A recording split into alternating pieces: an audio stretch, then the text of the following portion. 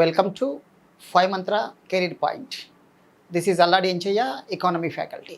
గత క్లాస్లో మనము ఇండియన్ ఎకానమీ సిలబస్ డిస్కస్ చేసాము. ఈ క్లాస్లో మనము వెరీ ఇంపార్టెంట్ మనకు ఎకానమీలో ఉండే త్రీ సెగ్మెంట్స్లో, ఎకానమీలో ఉండే 3 సెక్షన్స్లో ఫస్ట్ ఇండియన్ ఎకానమీ మనం కంప్లీట్ కవర్ చేసాము. సెకండ్ తెలంగాణ స్టేట్ ఎకానమీ ఉంటుంది. థర్డ్ ఒకసారికి development dynamics or development changes అని ఉంటుంది. డెవలప్మెంట్ చేంజెస్, అభివృద్ధి మార్పులు అనే టాపిక్ ఉంటుంది. మనం ఇందులో ఈ అభివృద్ధి మార్పులు అనేది చాలా ఇంపార్టెంట్. ఎందుకంటే అభ్యర్థులందరికీ చాలా వరకు దీనిపైన కంప్లీట్ నాలెడ్జ్ గ్రిప్ ఉంటుంది. ఇండియన్ ఎకానమీ పైన తెలంగాణ స్టేట్ ఎకానమీ అనేది వెరీ ఈజీ టాపిక్, ఒకటి గుర్తుంటుంది, ఈజీగా ఉంటుంది. బట్ ఇది ఒక్కటి మాత్రం కొద్దిగా డిఫరెంట్ సిలబస్. ఇక్కడ ఈచ్ సెక్షన్ నుంచి 50 మార్క్స్ ఉంటుంది. ఒక్కొక్క సెక్షన్లో 4 యూనిట్స్ ఉంటాయి. ఇక్కడ 4 యూనిట్స్, ఇక్కడ 4, ఇక్కడ 4, టోటల్గా మనకి 12 యూనిట్స్ చదవాలి. మనం ఈరోజు ఈ క్లాస్లో డెవలప్మెంట్ చేంజెస్ ఆ డెవలప్మెంట్ డైనమిక్స్ పైన ఫోకస్ చేయడం జరుగుతుంది. దీనికి సంబంధించి ఒకసారి సిలబస్ అలాబట్గా డిస్కస్ చేసిన తర్వాత నెక్స్ట్ క్లాస్లోకి వెళ్దాము. ఇప్పుడు టాపిక్ ఒకసారికి ఫస్ట్ అభివృద్ధి మార్పులు టాపిక్ పేరు, ఈ సెక్షన్ పేరు. ఇక్కడ బేసిక్గా మనం ఒక థింగ్ గమనించాలి. ఏదైనా దేశమైనా, రాష్ట్రమైనా, వ్యవస్థ అయినా ఏదైనా కూడా అభివృద్ధి కోసం పనిచేస్తూ ఉంటారు. అభివృద్ధి అనేది అల్టిమేట్. ఆ అభివృద్ధి కావాలన్నప్పుడు అనేక మార్పులను తీసుకురావాల్సి ఉంటుంది. ఈ మార్పులు ఎంత వేగవంతంగా వస్తే అంత వేగవంతంగా అభివృద్ధి అనేది సాధించబడుతుంది. రెండు ఇంటర్లింక్డ్, రెండు వెరీ క్లోజ్డ్. అంటే ఇది జరిగితేనే ఇది వస్తుంది. నేను చదువుకోను, అభివృద్ధి రాదు. నేను పని చేయను, మారను, అభివృద్ధి రాదు. నేను ఆర్థిక వ్యవస్థలో భాగస్వామ్యం కాను, అభివృద్ధి రాదు. అంటే ఏంటి, అన్నింటికి కీలకమైనది మనలో మార్పు రావాలి. అదే సైకలాజికల్ పాయింట్ ఆఫ్ వ్యూ చెప్తే మన ఆలోచన సరళి, మన దృక్పథాలు, మన విధానాలే మనల్ని అభివృద్ధి వైపు తీసుకెళ్తాయి. వాస్తవమా కాదంటే అబ్సల్యూట్ అదే రైట్ అండి. అంటే దృక్పథాల్లో మార్పు రావాలి. ఇక్కడ ఎంటైర్ ఎకానమీ కదంటే ఆర్థిక వ్యవస్థలో ఉండే వివిధ విభాగాలు, వివిధ రంగాలలో మార్పులు వచ్చినప్పుడు అభివృద్ధి అనేది సాధ్యమవుతుంది. దీనికి సంబంధించి మనకు 4 లెసన్స్ ఉంటాయి. ప్రతి లెసన్లో అభివృద్ధి అనే దాంతోనే ముడిపడి ఉంటుంది. ఒకసారి మనం ఆ 4 లెసన్ చూద్దాం. అసలు ఆ 4 లెసన్స్ ఏంటనేది ఇక్కడ మనం డిస్కస్ చేద్దాం. ఇప్పుడు ఇక్కడ ఈ 4గింటిలో ఫస్ట్ యూనిట్ వచ్చేసరికి యూనిట్ 1. యూనిట్ 1 పేరు ఏంటి అంటే అభివృద్ధి గమనశీలత అని ఉంటుంది. అభివృద్ధి గమనశీలత. ఈ అభివృద్ధి గమనశీలత అనే యొక్క యూనిట్లో మళ్ళీ డిఫరెంట్ చాప్టర్స్ ఉంటాయి. చాప్టర్ 1 వచ్చేసరికి మనకు ప్రాంతీయ అసమానతలు అని ఉంటాయి. రీజనల్ ఇంబ్యాలెన్సెస్ అంటారు. ప్రాంతీయ అసమానతలు, రీజనల్ డిస్పారిటీస్ ఆర్ ఇంబ్యాలెన్సెస్ పిలుస్తుంటాము. రెండవది సామాజిక అసమానతలు ఉంటుంది. మూడవది పట్టణీకరణ అని ఉంటుంది. పట్టణీకరణ, అర్బనైజేషన్ అంటారు దీన్ని. 4వది వలసలు అనే టాపిక్ ఉంటుంది. వలసలు, మైగ్రేషన్. మొత్తం ఈ 4 టాపిక్స్ మనకి ఫస్ట్ యూనిట్లో పొందుపరచబడిన అంశాలు. ఇక్కడ సామాజిక అసమానతలు అనగానే మనకు ఫస్ట్ కనిపించేది సమాజంలో అన్ని వర్గ ప్రజలు ఒకే తరహాలో జీవించడం లేదు. కొంతమంది అభివృద్ధిలో ఉన్నారు, కొంతమంది వెనుకబడి ఉన్నారు, కొంతమంది అత్యంత వెనుకబడి ఉన్నారు. అలా అత్యంత వెనుకబడి ఉన్న వర్గాలు ఏవని మనం డిస్కస్ చేసినప్పుడు ఏం లేదండి, సమాజంలో 2 గ్రూపులు తీసుకుందాం. 2 గ్రూపులు, ఈ 2 గ్రూపుల మధ్య కంపేర్ చేసినప్పుడు మనకు వ్యత్యాసాలు కనబడతాయి. అది ప్రధానంగా కులాల వారీగా అధ్యయనం చేసినప్పుడు, మతాల వారీగా అధ్యయనం చేసినప్పుడు ఆ వ్యత్యాసాలు మనకు కనబడతాయి. కాబట్టి ఈ టాపిక్లో కులం, మతం అనే టాపిక్ డిస్కస్ చేస్తాము. ఇక ఈ యొక్క టాపిక్లో మీరు ఏది తీసుకున్నా ఫస్ట్ థింగ్ ఎక్కడ చదవాలి, అది వెరీ ఇంపార్టెంట్ అనమాట. నెక్స్ట్ ఏం చదవాలి, ఏది ఆధారం అనేది కొన్ని అంశాలను చెప్తాను. మనకు చదవడం బేసిక్గా ఫస్ట్ థింగ్ ఏంటి అంటే సిలబస్ ఆధారితంగా వెళ్ళాలి. మనం రెగ్యులర్ క్లాస్లో నేను మర్చిపోకుండా గుర్తు చేసే పాయింట్ ఏంటంటే సిలబస్కి అనుగుణంగా వెళ్ళండి, సక్సెస్ వస్తుంది. ఇది మెయిన్ కీ అన్నమాట. దెన్ ఆఫ్టర్ ఈ సిలబస్ ఆధారితంగా క్లాసెస్ వినాలి. క్లాసెస్ అంటే సిలబస్లో ఉన్న టాపిక్స్ అయినా మనం ఇక్కడ అధ్యయనం చేయాలి. సిలబస్ ఆధారితంగా ఏం చేయాలి, క్లాసెస్ వినాలి. అంటే సిలబస్లో లేని వాటి వైపు ఎక్కువ వెళ్ళకండి. అలాంటి క్వశ్చన్స్ రావు, వచ్చిన వెరీ రేర్ 1-2 బిట్లు వస్తాయి అవుట్ ఆఫ్ 150లో. కాబట్టి వాటి జోలికి వెళ్ళకండి. మూడవది నోట్స్ వెరీ ఇంపార్టెంట్. ప్రతిదీ ఇంపార్టెంట్ అండి, ఎవ్రీథింగ్. ఈ 3 ఇంపార్టెంటే. ఇందులో సిలబస్ అనేది ప్రాథమికమైన అంశంగా భావిస్తుంటాం. ఈ నోట్స్ ఎలా సార్, మరి మాకు నోట్స్ ఎలా అంటే మీరు క్లాస్ వింటున్నారు, ఇదంటే ఇంట్రడక్షన్ పార్ట్ కాబట్టి అంత స్టోరీ చెప్తాము కాబట్టి క్లాస్ వింటున్నారు ఏం కాదు. నెక్స్ట్ రేపటి క్లాస్లో ఏం చేసి కంప్లీట్గా సిలబస్లో ఒక టాపిక్ తీసుకొని ఎక్స్ప్లెయిన్ చేస్తాను. అప్పుడు ఎలా సార్ అంటే కంటిన్యూగా రాసుకోవడం వీలు కాదు. మీరేం చేయాలి, అప్పుడు చక్కగా ఒక మంచి నోట్స్ పెట్టుకొని, లేదంటే మన బుక్కే ఉంది, అటు మీకు నేను గతంలో కూడా చెప్పానండి, మన బుక్ ఉంది కదా, ఈ బుక్లో మీకు 2 పార్ట్స్ అవి. భారతదేశ ఆర్థిక వ్యవస్థ టాపిక్ ఉంది, అభివృద్ధి మార్పులు ఇప్పుడు చెప్తున్న టాపిక్, ఇవి 2 టాపిక్స్ ఉన్నాయి. ఈ బుక్లో నుంచి మీరు ఏం చేస్తారు అంటే సపోజ్కి నేను ప్రాంతీయ అసమానతల టాపిక్ చెప్తున్నాను. ఈ బుక్లో ప్రాంతీయ అసమానతల టాపిక్ తీయండి, ఓపెన్ చేయండి, జస్ట్ హెడ్సెట్ పెట్టుకొని మీరు క్లాస్ వింటూ ఆ టాపిక్ను చదువుకుంటూ వెళ్ళండి. అంటే సైమల్టేనియస్గా వింటున్నారు, ఇక్కడ అబ్జర్వ్ చేస్తున్నారు, వింటున్నారు, అబ్జర్వ్ చేస్తున్నారు. ఇలా ఒక 3-4 టైమ్స్ మీరు ప్రాక్టీస్ చేస్తే ఆటోమేటిక్గా మీకు సబ్జెక్ట్ పైన కమాండింగ్ వస్తుంది, గ్రిప్ వస్తుంది. ఇలాగే తెలంగాణ స్టేట్ ఎకానమీ ఉంది, అన్నీ ఉన్నాయండి, బుక్స్ అన్నీ ఉన్నాయి. బుక్స్ మీరు తీసుకొని వాటికి అనుగుణంగా ప్లాన్డ్గా వెళ్ళండి, సక్సెస్ అవుతారు. ఎక్కడండి స్ట్రాటజీ లేదా ప్లాన్ అనేది మనకు విజయాన్ని ఇస్తుందండి. అది లేకుండా మీరుకి వెళ్తే ఇంకా సక్సెస్ అనేది రాదు. కాబట్టి ఇది గుర్తుంచుకోండి. సిలబస్ షీట్ను ఒకటి దగ్గర పెట్టుకోండి అన్ని సబ్జెక్టులకి. నెక్స్ట్ క్లాసెస్ జాగ్రత్తగా ఫాలో అవ్వండి. నెక్స్ట్ నోట్స్ వెరీ ఇంపార్టెంట్ అంటే దాన్ని అంటే నెంబర్ ఆఫ్ టైమ్స్ రివిజన్ చేయగానే మనకు దానిపైన కమాండింగ్ అనేది రావడం జరుగుతూ ఉంది. This is very important. Next ఈ టాపిక్లో మనం ఎలా చదవాలి కామన్గా చెప్తాను నేను. అంటే ఈరోజు మనం చెప్తున్నంత కూడా కామన్గా ఇలా చదివితే ఈజీగా ఉంటుందని నా యొక్క అభిప్రాయం. ఫస్ట్ ప్రతిదానికి ఒక నిర్వచనం ఉంటుందండి, నిర్వచనం అనేది ఉంటుంది, డెఫినేషన్. కాబట్టి నిర్వచనాన్ని మీరు ఫస్ట్ తీసుకొని చదవండి. మనకు ఎకనామిక్స్లో ఉన్న అద్భుతమైన అంశం ఏంటి అంటే ప్రతిదానికి నిర్వచనం చదవడం వల్ల ఆ కాన్సెప్ట్ మొత్తము పైన ఫుల్ కమాండ్ వస్తుంది, మంచి కమాండ్ వస్తుంది. ప్రతిదీ నేను నిన్నటి క్లాస్లో మీకు చెప్పాను, జాతీయ ఆదాయం నిర్వచనం చెప్పాను, ప్రణాళికలు నిర్వచనం చెప్పాను. ఏదైనా entire syllabus, entire topic is depending on definition. ఆ డెఫినేషన్ అనేది పక్కాగా వస్తే ఆటోమేటిక్గా మనకు మొత్తం అర్థం అనేది అవుతుంది అన్నమాట. కాబట్టి మీరు ఆ వేలో ట్రై చేయండి, సక్సెస్ రేట్ అనేది వస్తూ ఉంటుంది. ఫస్ట్ డెఫినేషన్ ఇక్కడ సార్ ప్రాంతీయ అసమానతలు అంటే ఏం లేదండి, ఒక ప్రాంతం 2 ప్రాంతాలు తీసుకున్నాం, 2 ప్రాంతాలు, ప్రాంతం ఏ ప్రాంతము బి, జిల్లా అనుకోండి, రాష్ట్రం అనుకోండి, ఏదైనా అనుకోండి. నేను మళ్ళీ క్లాస్లోకి వెళ్ళక దాని ఎగ్జాంపుల్ ఆధారంగా చెప్తాను. ఏ ప్రాంతం చాలా వెనుకబడి ఉన్నది, అక్కడ వాటర్ ఫెసిలిటీస్ లేవు, రోడ్ ఫెసిలిటీస్ లేవు, ట్రాన్స్పోర్టేషన్ లేదు, కమ్యూనికేషన్ లేదు, దాన్ని ఏమంటాం మనం సింపుల్గా బ్యాక్వర్డ్ ఏరియా అంటాము. దీంతో పోలిస్తే ఇక్కడ ఈ బి అనే ప్రాంతంలో అన్ని రకాల ఫెసిలిటీస్ ఉన్నాయి. ఇది డెవలప్డ్ ఏరియా, ఇది బ్యాక్వర్డ్ ఏరియా. 2 కంపేర్ చేస్తే ఏమో ఆటోమేటిక్గా మనకి సింపుల్గా, వెరీ సింపుల్గా ఆ ప్రాంతాల మధ్య ఉండే వ్యత్యాసాలు కనబడుతూ ఉంటాయి.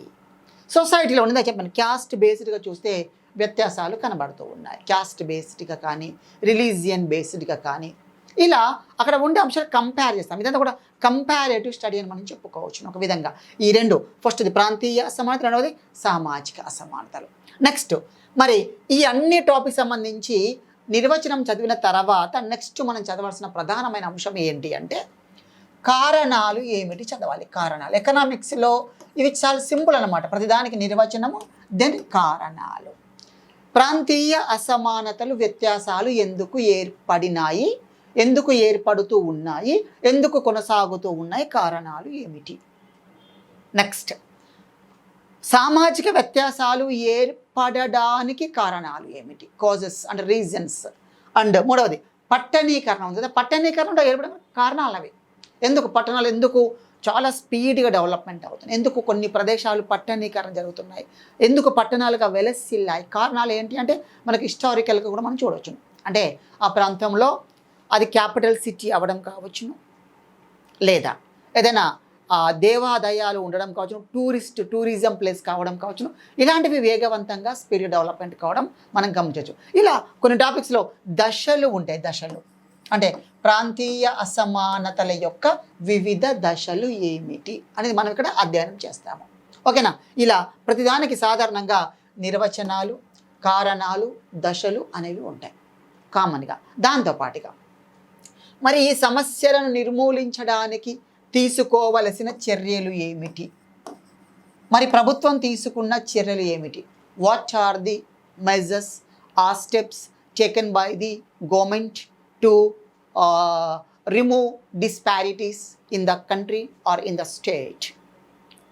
రాజ్యంలో మొత్తం దేశంలో ఈ యొక్క డిస్పారిటీస్ను తొలగించడానికి ప్రభుత్వం తీసుకున్న స్టెప్స్ ఏమిటి అనేది మనం ఇక్కడ అధ్యయనం చేయాల్సిన అవసరం ఉంటుంది. ఇక ఈ విధంగా ప్రతి దాంట్లో కూడా మనం ఆ బేసిక్స్ నుంచి మొదలుకుంటే ఇక మ్యాక్సిమం అడ్వాన్స్ లెవెల్లో మనం అధ్యయనం చేయాలి.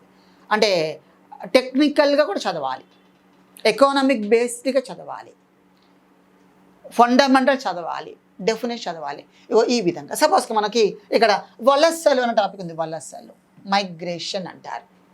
అసలు ఎందుకు వలసలు ఎందుకు ఏర్పడుతున్నాయి? ఫస్ట్ క్వశ్చన్, అసలు వలసలు అంటే ఏమిటి, వలసలు ఎందుకు ఏర్పడుతున్నాయి అనేది మనం తీసుకుందాం సింపుల్గా. అసలు వలస అంటే ఏమిటి అంటే ఫస్ట్ ఒక ప్రాంతం నుంచి మరొక ప్రాంతానికి తరలి వెళుతూ ఉన్నారు. ఎందుకు వెళ్తున్నారు, కారణాలు ఏంటి, ఎందుకు నెక్స్ట్ ఎందుకు వెళ్తున్నారు, వలసలు అంటే ఏమిటి, ఎందుకు తరలి వెళ్తున్నారు, దీనిలో కారణాలు ఏమిటి, ఎందుకు వెళ్తున్నారు, కారణాలు. చూడండి మళ్ళీ ఇదే అంటే ప్రతి టాపిక్లో కూడా డిఫాల్ట్గా వచ్చే అంశాలే. గ్రూప్ 1 మెయిన్స్లో అయితే ఇవే అండి, ఇలాంటి క్వశ్చన్స్ అడుగుతారు, ఇవే క్వశ్చన్స్ అడుగుతారు. కానీ అటు కొంచెం అడ్వాన్స్ రేంజ్లో అడుగుతుంటారు, కొంచెం టెక్నికల్ క్వశ్చన్స్ అడుగుతూ ఉంటారు. కాబట్టి అలా ఉంటుంది. ఇక్కడ చూడండి వలసలు అంటే ఒక ప్రాంతం నుంచి మరొక ప్రాంతానికి వెళ్ళడము, అది ఇలా ఉంటుంది. చూడండి రకాలు అని ఇక్కడ రకాలు, దశలు అని చెప్పాను. రకాలు అంటే ఇలా అంటే మనకు బేసిక్గా వలసలు ఇలా ఉంటాయి. రూరల్ టు అర్బన్ ఉంటుంది, మరియు అర్బన్ టు రూరల్ కూడా ఉండొచ్చును, sometimes rural to rural ఉండొచ్చును, sometimes urban to urban కూడా ఉండొచ్చును. ఇలా మనకు మొత్తం 4 రకాల మైగ్రేషన్స్ కనబడుతూ ఉన్నాయి. ఇవి వాటి యొక్క రకాలు. అంటే చూడండి ఎలా అంటే వెరీ సింపుల్గా ఉంటుంది. ఇక్కడ మీరు అయితే చాలా బ్రాడ్గా ఏదో కష్టపడుతున్నారండి, కానీ అవసరం లేదు. ఇక్కడ చదవడంలో టెక్నిక్స్ అనేవి నేర్చుకొని ఒక టెక్నికాలిటీ విధానంలో మనం ముందుకెళ్తే ఇలా నేర్చుకుంటే సరిపోతూ ఉంటుంది. మరి ఎందుకు ఎక్కువ రూరల్ టు అర్బన్ మైగ్రేషన్ జరుగుతుంది, కారణాలు ఏమిటి, ఎందుకు అంటే గ్రామాల నుంచి పట్టణాలకు ఎందుకు వలస వెళ్తున్నారు, అందరికీ తెలిసిన విషయమే. ఎందుకు కారణాలు ఏంటి అంటే ప్రధానంగా ఉపాధి కోసం, ఎంప్లాయ్మెంట్ కోసం వెళ్తున్నారు, ఉద్యోగం కోసం. ఎందుకు నేను మా ఊరు నుంచి హైదరాబాద్కి ఎందుకు వచ్చాను, ఉద్యోగం కోసం వచ్చాను. Simple thing. చాలామంది ఎందుకు వెళ్తున్నారు, వలస కూలీలు ఉన్నారు, వలస కార్మికులు ఉన్నారు. గ్రామీణ ప్రాంతాల్లో ఎక్కడో ఒక చిన్న కుగ్రామంలో జీవించే ఒక ఫ్యామిలీ ఏం చేశారు, they shifted from their native place to Hyderabad. ఎందుకు, కారణం ఏంటి అంటే ఎంప్లాయ్మెంట్, ఉపాధి కోసం. కొంతమంది యువత విద్య కోసం మైగ్రేట్ అవుతున్నారు, కొంతమంది ఆరోగ్య సమస్యల రీత్యా మెడికల్ ఫెసిలిటీస్ కోసం షిఫ్ట్ అవుతున్నారు. కానీ ప్రధానంగా ఏంటి అంటే విద్య, వైద్యం ప్రధానం, విద్య అండ్ ఉపాధి ప్రధానం. అందులో అతి ప్రధానమైంది ఉపాధి రీత్యా ఎక్కువ మంది మైగ్రేట్ కావడం జరుగుతుంది. ఇక ఈ విధంగా ఫస్ట్ లెసన్లో ఉన్న అంశాలన్నీ ఇవి అండి. అంటే మొత్తం 4 యూనిట్స్ మనం డిస్కస్ చేయాలి.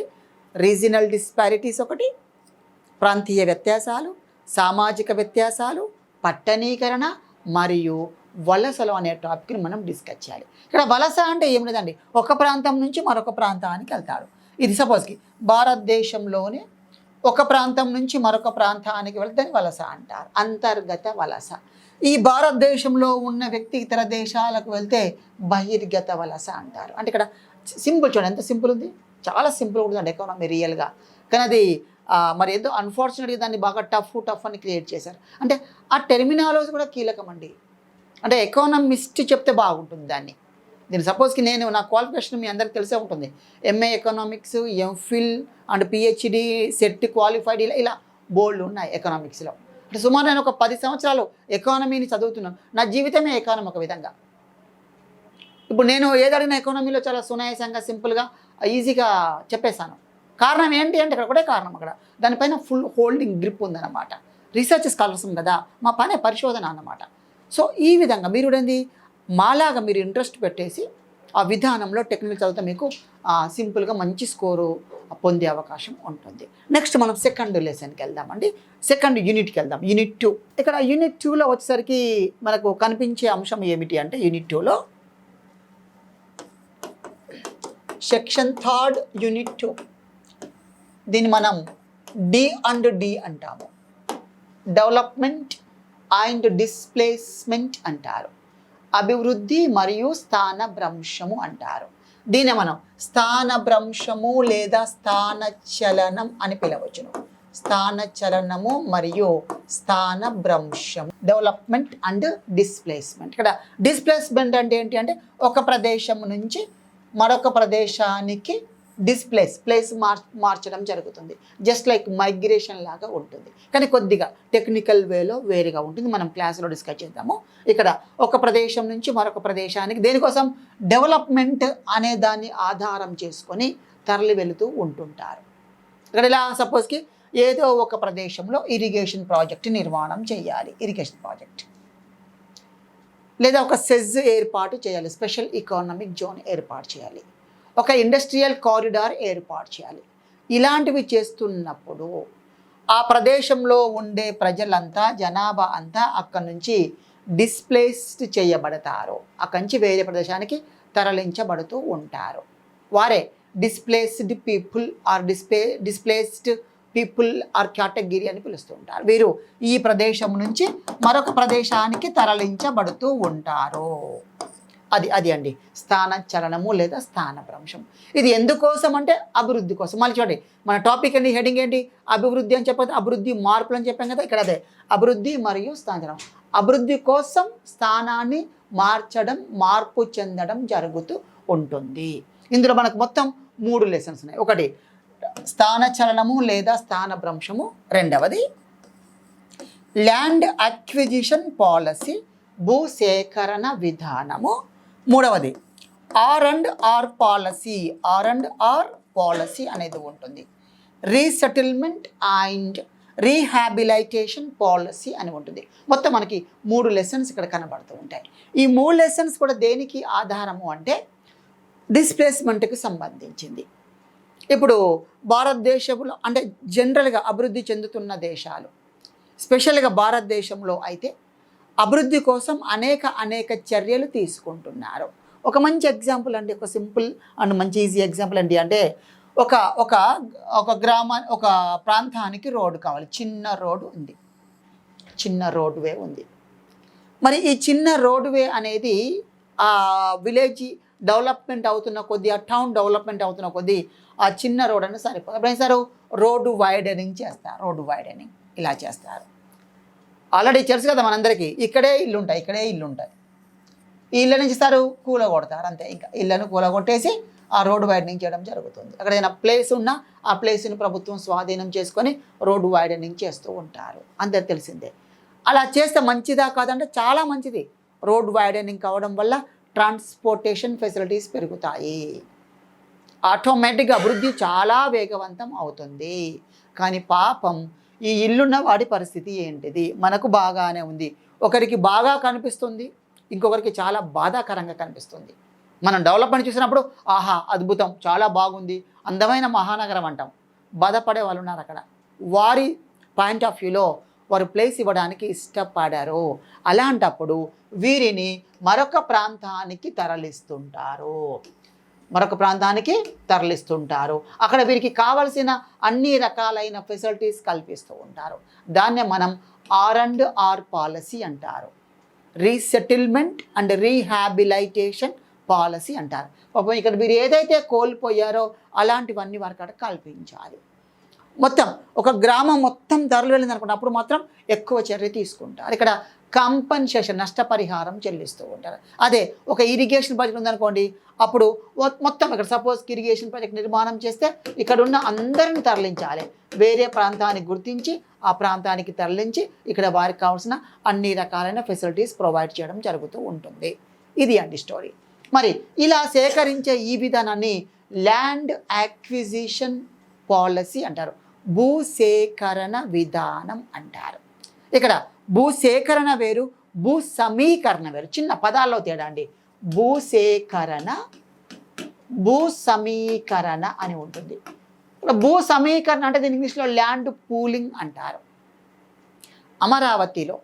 అమరావతి నిర్మాణానికి ప్రజల వద్ద నుంచి భూమిని సమీకరణ చేశారు, దాని పేరు భూ సమీకరణ, ల్యాండ్ పూలింగ్ అంటారు. అదే ఇలాంటి ప్లేసెస్లో భూమిని ప్రభుత్వం అభివృద్ధి కోసం సమీకరిస్తే దాన్ని భూ సేకరణ అంటారు. అంటే ఆ పదంలో ఉన్న టెక్నికల్ థింగ్స్ తెలియాలి మనకి. అది తెలియకపోతే ఏం చేయలేమండి, అది అవసరమే. ఎగ్జామ్ చేస్తాడు, ఒక స్టేట్మెంట్ ఇస్తాడు, ఇచ్చేసి ఆప్షన్స్ భూ సమీకరణ అంటాడు, భూ సేకరణ అంటారు, భూ ఏకీకరణ అంటారు, భూ సమగ్ర విధానము అంటారు. అవే ఆప్షన్లు ఉంటాయి. నీకు ఆ నాలుగింటికి సంబంధించిన ఆ టెర్మినాలజీకి మీనింగ్ తెలుస్తుంది అనుకోండి, క్వశ్చన్ ఎలా ఇచ్చినా ఆన్సర్ చేస్తారు. అందుకే చాలాసార్లు ఇక్కడ హైదరాబాద్లో ఎగ్జామ్ టెస్ట్ తీసి పెట్టినప్పుడు చెప్తుంటాను స్టూడెంట్స్కి. ఏం చెప్తానంటే, బాబు క్వశ్చన్ కాదు ఆప్షన్ పైన ఫోకస్ చేయు. ఆప్షన్ యొక్క నాలెడ్జ్ నీకుంటే క్వశ్చన్ ఆటోమేటిక్గా గుర్తిస్తుంటావు. కాబట్టి ఆప్షన్ ఎక్కువ తెలియాలి. అంటే ఆ ఆప్షన్లో ఉన్న 4 అంశాల పైన నీకు మంచి కమాండింగ్ గ్రిప్ ఉంటే ఆటోమేటిక్గా అండి ఏ క్వశ్చన్ వచ్చినా ఆన్సర్ చేయొచ్చు, అసలు బిట్ మిస్ కాదు. లాస్ట్ టైం మన క్లాస్లోంచి 126 బిట్స్ వచ్చాయి. అద్భుతం ఏముంటుంది, సరిపోద్ది అవి. మీరు 10 తక్కువ చేసినా 116 జాబ్ వస్తుంది, మంచి ర్యాంక్, మంచి స్కోర్. అది క్వశ్చన్ లాస్ట్ టైం ఈజీగా ఉంది. టఫ్ ఇచ్చారు అనుకో, టఫ్ ఇస్తే 110 కాడికే వస్తుంది స్కోర్, 110 వస్తుంది. చాలా టఫ్ ఇస్తే 95, లాస్ట్ టైం ఒకసారి 95 టాప్ మార్క్స్ ఉండేవి. Very tough question paper. అప్పుడు మీరు 95 టాప్ ఉంటే మనం 90 ప్లేస్లో ఉండాలి, సరిపోద్ది, జాబ్ వచ్చేస్తుంది. ఇవన్నీ తెలియాలండి, తెలిసినప్పుడు ఆటోమేటిక్ వస్తుంది. దీన్ని హార్డ్ టఫ్ అని కూర్చుంటే అది టఫ్గానే ఉంటుంది.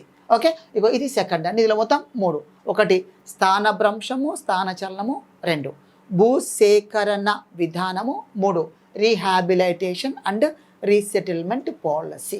తర్వాత 3వ లెసన్ తీసుకుంటే 3rd యూనిట్లో మనకి ఆర్థిక సంస్కరణలు అన్నారు. ఆర్థిక సంస్కరణలు, ఎకానమిక్ రిఫార్మ్స్ అని చెప్పడం జరిగింది. దీనిలో ఏమేమి ఈ యూనిట్లో మనం డిస్కస్ చేసిన లెసన్స్ ఏంటో ఒక్కసారి చూద్దాము. ఫస్ట్ ఈ ఆర్థిక సంస్కరణలో ఫస్ట్ లెసన్ వచ్చేసరికి మనం ఆర్థిక సంస్కరణలు అనగానేమి, this is known as economic reforms. ఇక్కడ ఎకానమిక్ రిఫార్మ్స్లో మనకు there are different components in economic reforms, namely LPG, liberalisation, privatisation and globalisation. ఈ యొక్క ఎకానమిక్ రిఫార్మ్స్ మనం అధ్యయనం చేయాలి. దీనికి అనుసంధానంగా ఉన్న టాపిక్స్ డిస్కస్ చేస్తాం. That is called disinvestment. అంటే ఈ ప్రైవేటీకరణలో భాగంగా ప్రభుత్వ రంగ సంస్థలలో కొద్ది వాటాను ప్రైవేటు వారికి విక్రయిస్తున్నారు. దాని పేరే పెట్టుబడుల ఉపసంహరణ లేదా డిస్ఇన్వెస్ట్మెంట్ అని పిలుస్తున్నారు. దీనికి లింక్గా ఉన్న అంశాలు చదువుకోవాలి. అదేవిధంగా గ్లోబలైజేషన్, ప్రపంచీకరణలో కొన్ని అంతర్భాగాలు కనిపిస్తూ ఉన్నాయి. ఏంటి, ఇతర దేశాల నుంచి భారతదేశానికి, భారతదేశం నుంచి ఇతర దేశాలకు ఫ్రీ మొబిలిటీ అనే పదం వాడతారు. ఫ్రీ మొబిలిటీ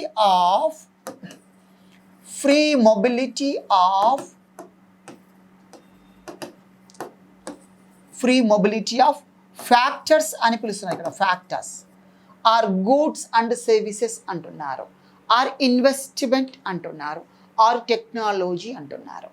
అంటే ఇవన్నీ స్వేచ్ఛగా మన దేశం నుంచి ఇతర దేశాలకు, ఇతర దేశాల నుంచి మన దేశానికి స్వేచ్ఛగా తరలి వెళ్ళవచ్చు. ఏంటి, 1 వస్తువులు, goods and services, commodities and services, వస్తు సేవలు వస్తున్నాయి. 2వది కారకాలు, ఆల్ టైప్స్ ఆఫ్ ఫ్యాక్టర్స్ వస్తుంది. 3వది పెట్టుబడి, అదే మనకు సాంకేతిక పరిజ్ఞానం రూపంలో ఉంటుంది, సాంకేతిక టెక్నాలజీ. మరి శ్రామికులు, వీరందరూ స్వేచ్ఛగా తరలి వెళ్ళొచ్చు, తరలి రావచ్చు. ఒక మంచి ఎగ్జాంపుల్ అండి, మనకి 1991 ఎకానమిక్ రిఫార్మ్స్ రాకముందు మనం భారతదేశానికి ఇతర దేశాల నుంచి వివిధ రకాలైన వస్తువులను ఈజీగా తెప్పించుకోగలిగామా? ఒక్కసారి లాజిక్గా థింక్ చేయండి. ఇప్పుడు ఏం చేస్తున్నాము, ఒక మంచి స్మార్ట్ ఫోన్ కావాలి అనుకున్నాం అనుకోండి. ఎగ్జాంపుల్గా ఏం చేస్తున్నాం, అమెజాన్ యాప్, ఫ్లిప్కార్ట్ ఏదో యాప్ ఓపెన్ చేసి టిక్ టిక్ టిక్ అని ఆర్డర్ ఇస్తున్నాము. అది ఫారిన్ కంట్రీ నుంచి ఇండియాకి వచ్చేస్తుంది. షిప్డ్ ఫ్రమ్ ఫారిన్ కంట్రీ అంటున్నారు. చూడండి ఎంత ఎంత ఈజీగా వస్తుంది. మరి గతంలో బిఫోర్ 1991 అలాంటి అవకాశాలు ఉన్నాయా? There was no chance to get any commodity or service from any country to India without prior information or permission. అంటే పర్మిషన్ లేకుండా, ప్రియర్ పర్మిషన్ లేకుండా సాధ్యమయ్యేది కాదు. మరి ఇప్పుడు స్వేచ్ఛగా, that is under LPG system or economic reform system. ఓకేనా? ఇది అనమాట. దీని పుణ్యమే. దీన్ని మనకు పివి నరసింహారావు హయాంలో, ఆర్థిక శాఖ మంత్రి మన్మోహన్ సింగ్ యొక్క హయాంలో ఈ ఎల్పిజి పాలసీ తీసుకురావడం వల్ల ఇప్పుడు మనం వరల్డ్ కంట్రీస్లో ఏ కంట్రీలో ఉన్నా ఏ కమోడిటీనైనా ఎంజాయ్ చేయడానికి అవకాశం లభిస్తూ ఉంది. ఇప్పుడు this is called simply globalised economy. మొత్తం ప్రపంచం ఒక కుగ్రామము. ఆ విధమైన విధానాన్ని మనకు తీసుకొచ్చి ఇంప్లిమెంట్ చేస్తున్నారు. దానివల్ల అనేక బెనిఫిట్స్ ఉన్నాయి. There are merits and demerits also. రెండు ఉంటాయి. ఎక్కడైతే మంచి ఉందో ఆటోమేటిక్గా ఉంటుంది, చెడు ఉంటుంది. Merits, demerits, favourable and unfavourabilities ఉంటాయి. అంటే ప్రయోజనాలు ఉంటాయి, లోపాలు కూడా కంపల్సరీగా ఉంటాయి. లోపాలు ఏంటో చెప్పండి అంటే ఒకటి సింపుల్ థింగ్.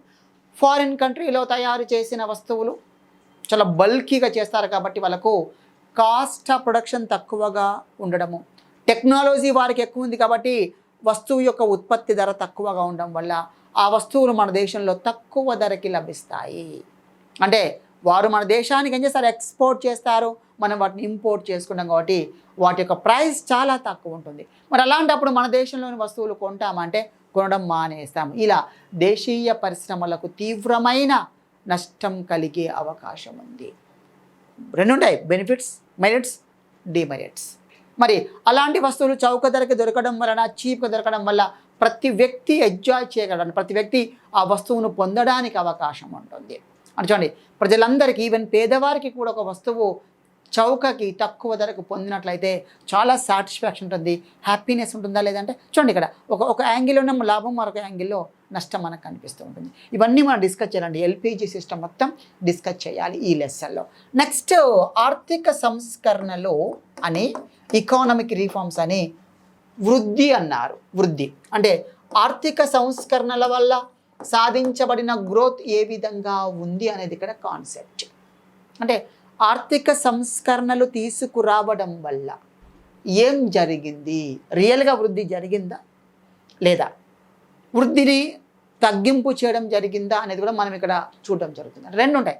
వృద్ధి అప్పుడప్పుడు ఎకనామిక్ రిఫార్మ్స్ కొన్ని రంగాలపైన పాజిటివ్ రిజల్ట్ తీసుకొచ్చింది, వృద్ధి పెరిగింది. మరికొన్ని రంగాల్లో నెగటివ్ ఇంపాక్ట్, వృద్ధి తగ్గింది. మనం రెగ్యులర్ క్లాస్లో డిస్కస్ చేసాం విత్ స్టాటిస్టికల్ ఎవిడెన్స్. అంటే మనం స్టాటిస్టికల్ రిపోర్ట్ ఆధారంగా, గణాంకాల ఆధారంగా మనం స్టడీ చేస్తాం, ఊరికే కాదు. మళ్ళీ నెక్స్ట్ ఎకనామిక్స్ యొక్క మంచి బ్యూటీ ఏంటి అంటే ఎకనామిక్స్లో ఊరికే చెప్పడానికి ఛాన్సెస్ ఉండవు. ఇలా జరిగింది, ఎవిడెన్స్ చూపించగలగాలి. ఇతర వాటిలో సాధారణంగా ఎవిడెన్స్ ఉండకపోవచ్చు, కానీ మనకి ఎకనామిక్స్లో ప్రతిదానికి ఎవిడెన్స్ అనేది మనకు కనబడుతుంది. అది స్టాటిస్టికల్ రిపోర్ట్స్, సర్వేస్, డేటాస్ అనేది మనకు కనిపిస్తూ ఉంటాయి. ఇది సెకండ్ లెసన్ అండి. ఇందులో థర్డ్ లెసన్ వచ్చేసరికి ఈ ఆర్థిక సంస్కరణల వల్ల పేదరికము మరియు అసమానతలు ఏ విధంగా ఏర్పడ్డాయి, వాటిపైన ప్రభావం ఉంది. Impact of economic reforms on poverty and inequalities. అంటే పేదరికం పైన, అసమానతల పైన ఈ యొక్క ఆర్థిక సంస్కరణల యొక్క ప్రభావం ఏమైనా ఉన్నదా అనేది మనం ఇక్కడ డిస్కస్ చేస్తాము. ఇది కూడా వెరీ ఇంపార్టెంట్ అండి. అంటే ఇక్కడ ఎలా ఉంటుందంటే స్టడీ ఎలా ఉంటుందంటే ఇలా ఉంటుంది. రెండు after economic reforms means 1991 afterwards, 1991 కంటే ముందు 1991 కంటే ముందు, before the 1991 and after the 1991 అనేది మనం ఇక్కడ స్టడీ చేస్తాం. ఇక్కడ బెటర్మెంట్గా ఉందా, ఇక్కడ ఎలా ఉంది అది కంపేర్ చేసుకుంటూ వెళ్తాము. దీనిపైన అనేక కేస్ స్టడీస్ కూడా జరిగాయి, వివిధ ఎకనామిస్టులు స్టడీ చేశారు. అందులో కొన్ని ఇంపార్టెంట్ మనం కోట్ చేసుకుంటూ ఇక్కడ అధ్యయనం చేసుకుంటూ ముందుకు వెళ్ళడం జరుగుతూ ఉంటుందండి. This is about economic reforms, impact on poverty and inequalities. Next fourth ఉండేసరికి సమాజంకి సంబంధించిన అంశాలు తీసుకున్నారు ఇక్కడ. అంటే ఆర్థిక సంస్కరణ తర్వాత సమాజం తీసుకొని ఈ సామాజిక వృద్ధి ఏ విధంగా ఉంది, సామాజిక అభివృద్ధి సోషల్ డెవలప్మెంట్ అని అడగడం జరిగింది. సోషల్ డెవలప్మెంట్, సామాజిక అభివృద్ధి. ఈ సామాజిక అభివృద్ధిలో మనకు ప్రధానంగా ఒక సమాజం అభివృద్ధి చెందాలి అంటే అత్యంత కీలకమైన 2 ఎలిమెంట్స్ ఉంటాయి. అది ఒకటి విద్య, 2 వైద్యము లేదా ఆరోగ్యము. ఇవి రెండు very very very very important. అసలు ఈ విద్య, వైద్య, ఆరోగ్యాలనే ప్రభుత్వం కంపల్సరీగా ప్రొవైడ్ చేయాలి. కానీ మన అన్ఫార్చునేట్ థింగ్ ఏంటంటే except these 2 all are provided by the national governments as well as the state governments. రాష్ట్ర ప్రభుత్వాలు, కేంద్ర ప్రభుత్వాలు అన్నీ కూడా, గతంలో ఉన్న ప్రభుత్వాలు, నేటి ప్రభుత్వాలు అన్నీ కూడా అనేక ఉచితాలు కల్పిస్తున్నాయి. ఉచితాలు చాలా హానికరం. అసలు ఉచితం అనేదాన్ని ఎకనామిస్టులు ఎప్పుడు ఒప్పుకోరు. మేము అసలే ఒప్పుకోండి ఉచితాలంటే. ఉచితం ఇచ్చినట్లయితే సోమర్థనం అలవాటు అవుతుంది. కాబట్టి ఏంటి, ఏదైనా పని చేయాలి, ఆ పనికి ప్రతిఫలం ఇస్తే ఆ పని చేసే వాడిలో తన సామర్థ్యం బయటికి వస్తుంది. That is the greatness of economy. కాబట్టి ఏంటి, ఎప్పుడు ఉచితాలు అసలు ఇవ్వద్దు. మేము ఈ సబ్సిడీ విధానాన్ని కూడా వ్యతిరేకిస్తామండి. అంటే సబ్సిడీలు ఇవ్వద్దు అంటాము. ఎందుకంటే అలా అన్నీ ఇస్తూ పోతూ ఉంటే ఒక వ్యక్తికి ఎంత ఇచ్చినా సరిపోదు. మీరు ఒక పర్సన్కి ఒక 50 లక్షలు ఇవ్వండి చాలు అంటాడా? లేదు, కోటి ఇస్తే ఇంకా కావాలంటాడు. అంటే ఎండ్లెస్ అనమాట. మనకుండే డిజైర్స్ కోరికలు అనేవి అనంతంగా ఉంటాయి. కాబట్టి ఎప్పుడు సాటిస్ఫై కారు. అంతే ఈ సమాజం, అంతే ఈ వ్యక్తులు అంతే. కాబట్టి ఏం చేయాలి, వాళ్ళకి ఏమి ఇవ్వకుండా ఇగో ఈ పని చెయ్యి, ఇది నీకు సాధిస్తావు అని చూపించాలి. అంటే మనం ఏంటంటే ఒక గుర్రాన్ని తీసుకెళ్ళి ఏం చేయాలి, ఇది గుర్రం, ఇది మైదానం అని చూపించాలి. ఆ గుర్రాన్ని తీసుకెళ్ళి అక్కడ మేపినట్లయితే అతనికి సాలరీ, జీతం వస్తుందని చెప్పాలి. అంటే ఫ్రీగా డబ్బులు ఇవ్వద్దు. ఏదో పని చేస్తేనే ప్రతిఫలం అనేది కల్పించబడాలి. అలాంటప్పుడు డెవలప్మెంట్ అనేది వస్తూ ఉంటుంది. కానీ ఉచితాలు మంచివి కావు. అదేవిధంగా ఏదైనా ఏ ఉచితమైనా మంచిది కాదు. దానికి బదులుగా విద్య కల్పించండి. మంచి గుడ్ క్వాలిటీ ఎడ్యుకేషన్ కల్పించండి. క్వాలిటీ ఎడ్యుకేషన్ మీరు కల్పించండి. నెక్స్ట్ మంచి ఆరోగ్యం కల్పించండి. వైద్య సదుపాయాలు కల్పించండి. ఇప్పుడు మనం చాలామంది ఫ్యామిలీస్లో పాపం చాలామంది వాళ్ళ ఫ్యామిలీ మెంబర్స్ని మిస్ అయ్యారు by the effect of pandemic వల్ల, ఈ కరోనా పాండమిక్ వల్ల, కోవిడ్-19 పాండమిక్ వల్ల. మరి అలాంటి వారికి ప్రభుత్వమే మంచి ఆరోగ్య వైద్య సదుపాయాలు కల్పిస్తే అసలు ఇన్ని సమస్యలు ఉంటాయంటే ఉండవు. వీటికి ప్రీ ప్లాన్ ఉందా అంటే ప్రీ ప్లాన్ లేదు. ఇప్పుడు మళ్ళీ 3rd వేవ్ వస్తాయి అంటున్నారు. ఇప్పటికీ ప్లాన్ లేదు. వచ్చినాక చేతులు ఎత్తేస్తున్నారు. అవి that is the minimum responsibility, that is the prime responsibility of the governments, both central government as well as the state governments. అవి ప్రొవైడ్ చేయాలి. కానీ ప్రొవైడ్ చేయడంలో వైఫల్యం కావడం జరుగుతుంది. అంటే ప్రాపర్ గైడ్లైన్స్ ఇవ్వడంలో కూడా ఫెయిల్ అవుతున్నారండి. కాబట్టి ఇక్కడ ఏంటి, ఈ విద్య వైద్యం అనే దాన్ని మీకు ఎంత ఎక్కువ కల్పిస్తే అంత డెవలప్మెంట్ అవుతుంది. దానికోసం ప్రభుత్వం ఏమైనా చర్యలు తీసుకుందా? What are the steps or measures taken by the government to promote education system and health facilities or medical facilities in our country? ఇది మనకి గ్రూప్ 1లోకి వెళ్తే గ్రూప్ 1లో ఎస్సే అవుతుంది. Question and answer. ఒక క్వశ్చన్, దానికి ఆన్సర్. ఏ విధమైన పథకాలు చాలా సక్సెస్ కావడం జరిగింది, కొన్ని పథకాలు ఎందుకు ఫెయిల్ కావడం జరిగింది. ఇది గ్రూప్ 1 ఆస్పెక్ట్ అండి. గ్రూప్ 2లో అలా ఉంటుంది. గ్రూప్ 2లో ఏం చేస్తారంటే విద్య పథకాలు ఏవి, దీనికి అంటే అలాంటి మల్టిపుల్ మనకి MCQs కదా. ఇక్కడ సపోజ్కి ఇప్పుడు ఒక మంచి సిస్టమ్ వచ్చింది, న్యూ ఎడ్యుకేషన్ పాలసీ తీసుకొచ్చారు. అదేవిధంగా రైట్ టు ఎడ్యుకేషన్ యాక్ట్ తీసుకొచ్చారు. ఇవి మనకు అవసరం అన్నమాట. అదేవిధంగా మనకు కాన్స్టిట్యూషన్ ఆఫ్ ఇండియాలో కూడా విద్య అనేది అత్యంత ప్రధానంగా ప్రకటించబడింది. అందరికీ విద్య కల్పించాలని ప్రకటించడం జరిగింది. ఇలా కల్పించడంలో వ్యక్తుల యొక్క బాధ్యత ఏమిటి అంటే సిటిజన్స్ ఆఫ్ ది నేషన్ యొక్క రెస్పాన్సిబిలిటీ ఏంటి, యాజ్ వెల్ యాజ్ గవర్నమెంట్ యొక్క రెస్పాన్సిబిలిటీ ఏంటి అనేది మనకి స్పష్టంగా ఆర్టికల్ రూపంలో పొందుపరచడం జరిగింది కదా. ఇవన్నీ మనం ఇక్కడ అధ్యయనిస్తాం. విద్య మరియు ఆరోగ్యం పైన డిస్కస్ చేయడం జరుగుతుంది. అదేవిధంగా సామాజిక పరివర్తన అన్నారు. సామాజిక పరివర్తన, సోషల్ ట్రాన్స్ఫర్మేషన్ ఉంటుంది. సామాజిక పరివర్తన, social transformation of the society. అంటే సొసైటీలో పరివర్తన ఏ విధంగా వస్తుంది, ఆ పరివర్తన తీసుకొచ్చే మార్గాలు ఏమిటి అనేది మనం ఇక్కడ అధ్యయనం చేయడం జరుగుతుంది. అంటే లాస్ట్ అని ఇందులో 6th లెసన్ వచ్చేసరికి సామాజిక భద్రతా పథకాలు, సోషల్ సెక్యూరిటీ ప్రోగ్రామ్స్ ఉంటాయి. వీటి మనం సింపుల్గా SSS అంటాము. SSS సోషల్ సెక్యూరిటీ స్కీమ్స్ అని పిలుస్తుంటాం, లేదా SSP అంటాము, సోషల్ సెక్యూరిటీ ప్రోగ్రామ్స్ అని పిలవడం జరుగుతుంది. అంటే సామాజిక లేదా సాంఘిక భద్రతా పథకాలు అంటారు. మరి ఇలాంటి పథకాలు ప్రభుత్వం ఏం ప్రవేశపెట్టింది? డౌట్స్ చాలామంది అభ్యర్థులకు. సార్ ఇందాకనే పథకాలు మంచివి కాదు కదా అన్నారు, మళ్ళీ పథకాలు ఏంటి సార్ అంటే, కొన్ని సందర్భాలలో కొన్ని వర్గాల వారికి ఖచ్చితంగా కొన్ని రకాల సెక్యూరిటీ స్కీమ్స్ను, వెల్ఫేర్ స్కీమ్స్ను ప్రొవైడ్ చేయాలి. ఎవరికి అంటే ప్రధానంగా డిజేబుల్డ్ పర్సన్స్. అది ఫిజికల్ కావచ్చును, మెంటల్లీ సైకలాజికల్ కావచ్చును. ఇప్పుడు శారీరకంగా వికలాంగుడు ఉన్నాడు, వాడిని ఎవరు చూసుకోవాలంటే ప్రభుత్వం వారికి సపోర్ట్ చేయాలి. అదేవిధంగా మానసిక వికలాంగులు ఉన్నారు, అలాంటి వారికి ప్రభుత్వం చేయూతనివ్వాలి. ఓల్డ్ ఏజ్డ్ పీపుల్ ఉన్నారు, అంటే ముసలి వాళ్ళే ఉన్నారు, వారు ఏ పనిలో పాల్గొనే ఛాన్స్ లేదండి పాపం వారికి. అసలు they don't have any chance to participate in any economic activity, any production activity, any manufacturing activities, అసలు ఏ రకమైన దానిలో పాల్గొనే ఛాన్స్ లేదండి. అలాంటప్పుడు ప్రభుత్వం వారికి చేయూతనివ్వాలి.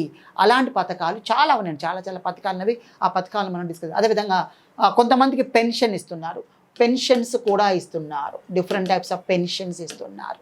అదేవిధంగా ఫుడ్ సెక్యూరిటీ ఇస్తున్నారు. దీన్ని మనకు జాతీయ స్థాయిలో నేషనల్ ఫుడ్ సెక్యూరిటీ యాక్ట్ ఉంటుంది, నేషనల్ ఫుడ్ సెక్యూరిటీ మిషన్ ఉంది. ఓకేనా? జాతీయ ఆహార భద్రతా చట్టము, జాతీయ ఆహార భద్రతా మిషన్ అనేవి కూడా మనం ఇక్కడ చూడొచ్చు. ఇగో ఇలాంటివి ఖచ్చితంగా, అంటే కనీసం ఆహార ధాన్యాలు లభించని పేదవారికి కనీసం ఆహార ధాన్యాలు కల్పించాల్సిన బాధ్యత ప్రభుత్వాల పైన ఉంటుంది. అలాంటివి కల్పించాలి. కల్పిస్తే ఏమవుతుంది, వారు మానసికంగా కూడా వారి యొక్క సామర్థ్యం పెరిగి వారు వివిధ సొసైటీలో అందరితో సమానత్వంగా అభివృద్ధి చెందే అవకాశం ఉంటుంది.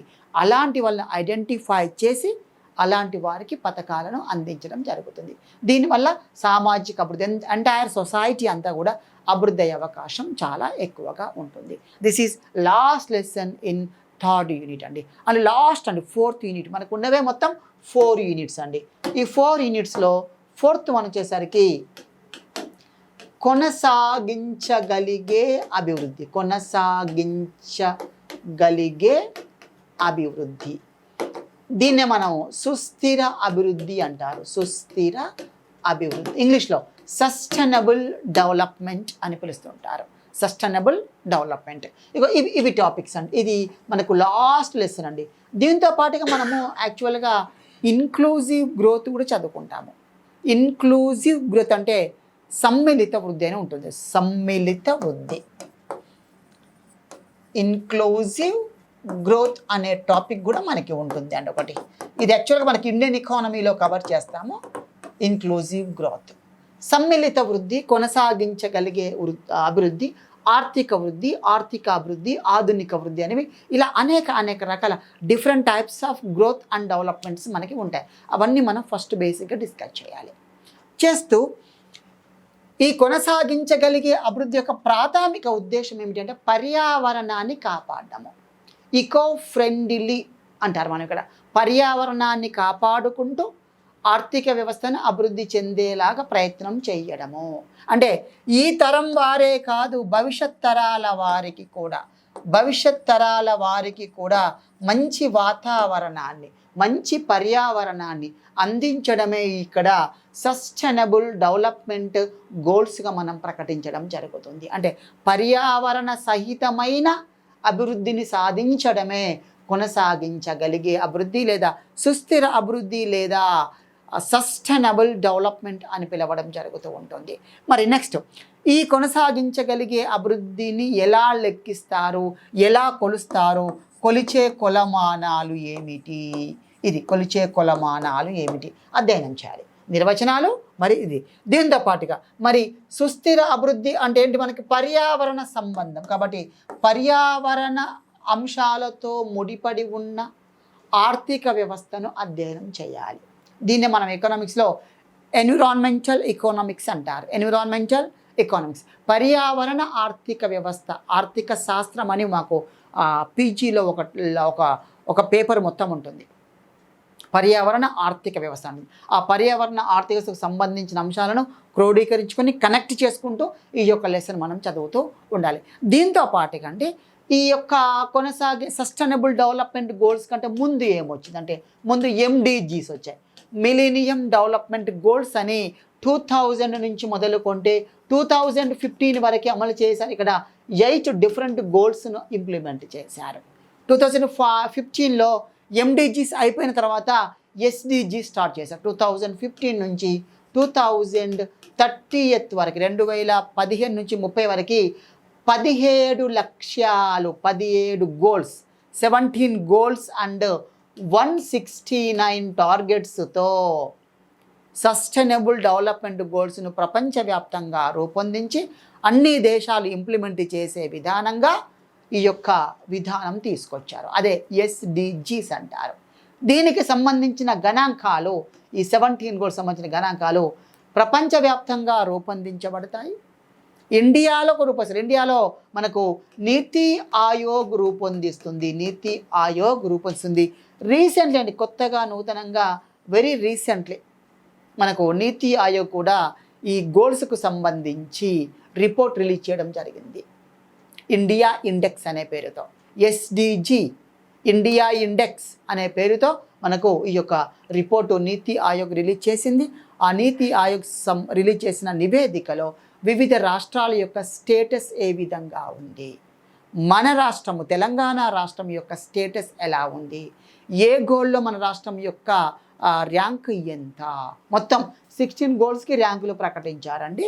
17 దానికి క్వాలిటేటివ్గా మెజర్ చేశారు. గుణాత్మక కొలమానం అంటారు. ఎందుకంటే ఈ 17th గోల్ అనేది ప్రపంచ భాగస్వామ్యము, అంతర్జాతీయ మద్దతు అనే గోల్ అది. కాబట్టి అది వదిలేసి ఏం చేశారు, దానికి క్వాలిటేటివ్ మెజర్ చేశారు, అంటే గుణాత్మక కొలమానం చేశారు. మిగతావన్నీ క్వాంటిటేటివ్ మనకు నెంబర్స్, ర్యాంకులు వస్తాయి అనమాట.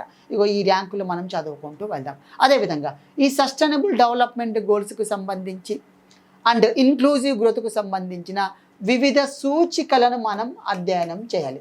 వివిధ సూచికలు, ఇండెక్స్లు ఉంటాయి అన్నమాట. ఆ ఇండెక్స్లు అన్నీ మనం డిస్కస్ చేయాలి. ఇక్కడ గ్రీన్ జీడిపి అని ఉంటుంది. గ్రీన్ జీడిపి పచ్చదన సూచిక ఉంటుంది. ఇక్కడైతేనేమో ఇన్క్లూజివ్ డెవలప్మెంట్ ఇండెక్స్, సమ్మిళిత అభివృద్ధి సూచిక, ఇలా వివిధ రకాల సూచికలు ఉంటాయండి. ఆ సూచికలను మనం అధ్యయనం చేయాల్సిన అవసరం ఉంటుంది. ఇది అంటే ఇక్కడ ఏంటి, మనం అన్ని టోటల్గా అన్నీ చదవాలి. దీంతో పాటుగా పర్యావరణం కూడా లింకప్ చేసుకోవాలి. కొలమానాలు, ఈ యొక్క సూచికలు, వాటి యొక్క ర్యాంక్స్, గతంలో ఉండే ఎండిజీస్, ప్రజెంట్ ఎస్డిజీస్, ఈ ఎస్డిజీస్ నెంబర్స్ 1 to 17 మొత్తం మనకు మన మైండ్లో ఉండాలి. 1 to 17 మొత్తం మన మైండ్లో ఉండాలి. అప్పుడప్పుడు లాస్ట్ టైం ఒకసారి అత్యధిక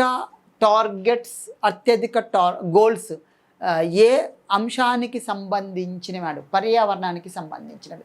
ఇలా మనం రెగ్యులర్ క్లాసులో మనం వీటికి సంబంధించిన సమగ్రమైన విధానాన్ని ఎంచుకొని ముందుకు వెళ్దాము. ఇది మొత్తం అనేది this is about development dynamics సంబంధించిన అంశము.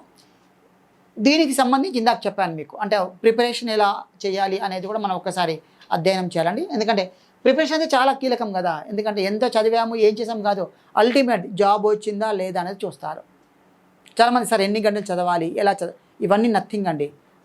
సిస్టమేటిక్ వేలో సిలబస్ ప్రకారంగా క్లాసెస్ వింటూ అండ్ ఒక బుక్ తీసుకొని ఆ బుక్ను నెంబర్ ఆఫ్ టైమ్స్ రివిజన్ చేస్తే ఉద్యోగం దానంతట అదే వస్తుంది.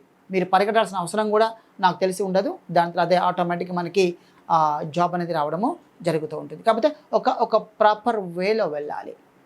చదివిన దాన్ని నెంబర్ ఆఫ్ టైమ్స్ రివిజన్ చేసుకుంటూ ఉండాలి. ఇక్కడ రివిజన్ యొక్క పార్ట్ చాలా ఎక్కువగా ఉంటుంది.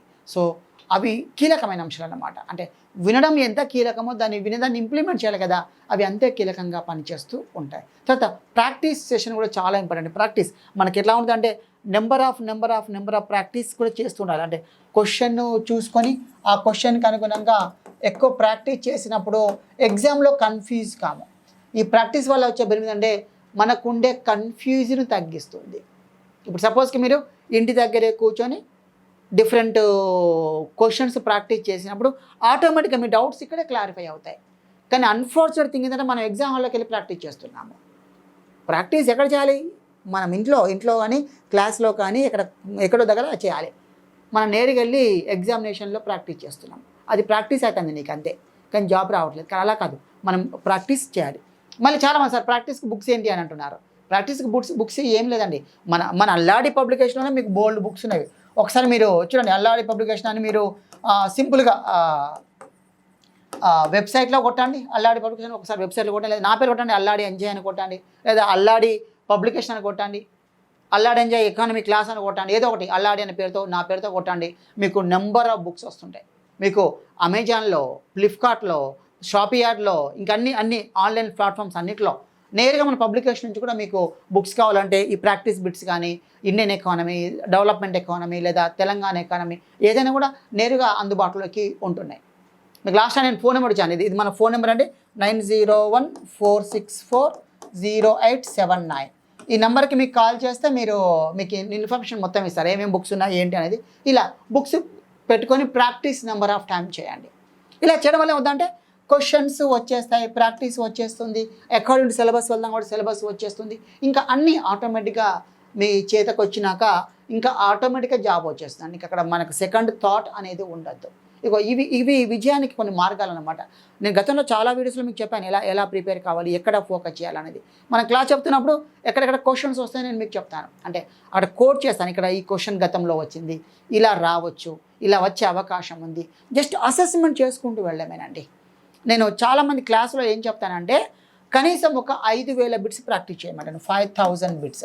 అందుకే నా బుక్లో అన్ని సుమారుగా 5000 బిట్స్ ఉంటాయి. 5000 బిట్స్ను ఒక్కొక్క దానికి 4 మల్టిపుల్ ఛాయిస్ ఉంటాయి. ఒక క్వశ్చన్కి 4 ABCD అని 4 మల్టిపుల్ ఛాయిస్ ఉంటాయి. ఈ 4 మల్టిపుల్ ఛాయిస్ పైన కూడా మీరు ఫోకస్ చేయాలి.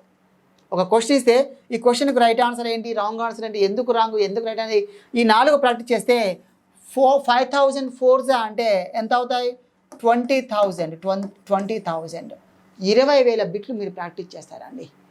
20,000 బిట్స్ ప్రాక్టీస్ చేసినాక ఎగ్జామ్ హాల్లోకి వెళ్ళాక మీకు ఎంత కాన్ఫిడెన్స్ ఉంటుంది, ఆ ఎగ్జామ్ హాల్లో మీరు ఎంత తేలిక చేశారు. కానీ చేయాలి, ఓపికతో చేయాలి. 5,000 బిట్లు చేయడం అంత మాట ఆషామాషి కాదు, అంత ఈజీ టాస్క్ ఏం కాదు, చాలా పెద్ద టాస్క్.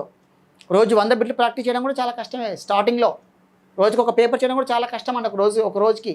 కానీ ఇలాంటి వాటి మెల్లిమెల్లిగా అధిగమించి మీరు ఒక 5,000 బిట్స్ ప్రాక్టీస్ చేస్తే మీకు ఆటోమేటిక్గా ఒక 20,000 బిట్స్ ప్రాక్టీస్ అవుతుంది. అప్పుడు మీరు జాబు పొందే రేసులో ఉంటారు.